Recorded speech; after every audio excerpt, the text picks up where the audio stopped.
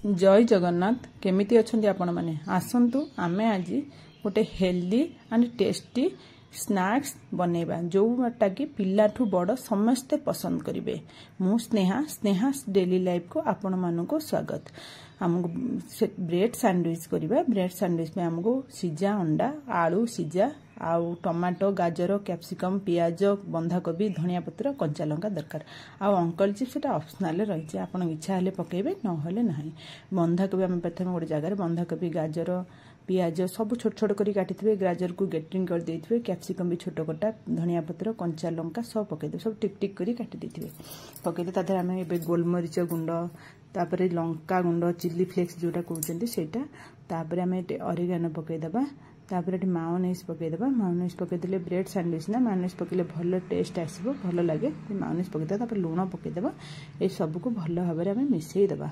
मिसईदेला तापर आम जो आलू सिझेकी रखी ना आलू को चोपा छड़ी प्रेसर रे गोटे सीटी देथिबे बेसी सिझेबेनी गोटे सीटी दे ताको स्लाइस स्लाइस करी काटिदेबा।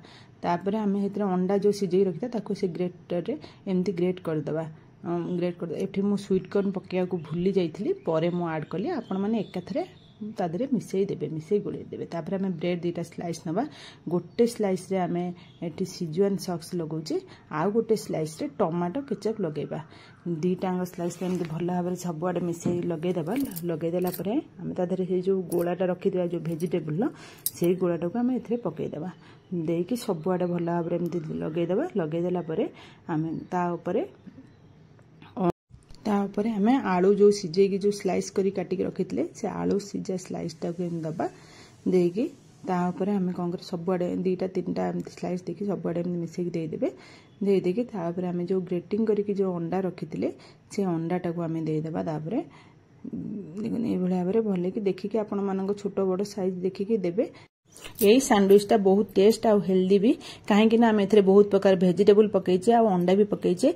आपण माने एटा घरे थरे ट्राई करके देखंतु बहुत टेस्ट लागलो। पिलांठू बड़ समस्ते खाइबा को भल पाइबे। भल लागिले मो चैनल को लाइक शेयर सब्सक्राइब निश्चय करिवे।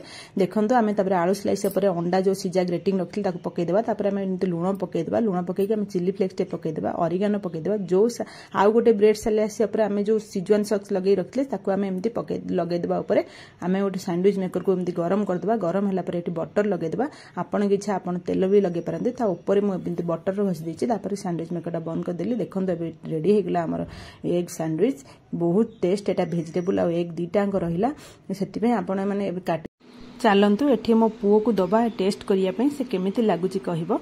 भल तो निश्चय लागिवो। आपण माने थरे ट्राई करंतु। भल लागिले मो चैनल को लाइक शेयर सब्सक्राइब निश्चय करिवे। एठी मो पुओ खाई की बहुत टेस्ट लागुची बोली